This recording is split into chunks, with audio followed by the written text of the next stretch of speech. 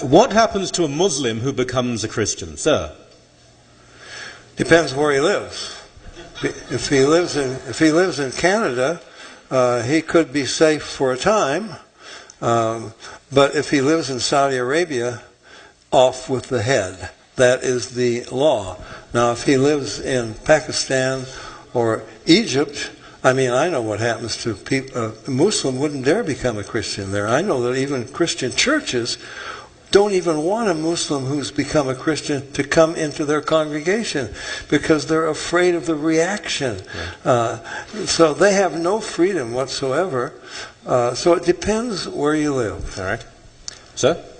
Well, the apostasy law has been much misunderstood in Islam. It became a standard law that the apostate should be put to death. And this was widely accepted in all of the major fiqh schools. But if one were to look carefully at the basis of that law, one would see that it's very shallow. There is no basis for it in the Quran.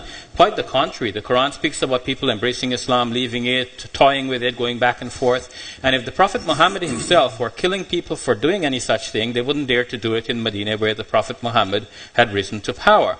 So it is very clear from the Quranic evidence that there should have been no such law in Islam that the apostate should be killed. Moreover, chapter 2, verse 256 in the Quran says categorically there is no compulsion in religion. And if you force a person to remain a Muslim by threatening death if he were to dare to leave, then obviously you're contradicting the Quran. So Muslims have become comfortable in some ways in acting contrary to the Quran. They have enacted laws and made them popular, but that does not mean that is definitive of what I would want Islam to be and what I consider to be the religion of God as taught in the Quran.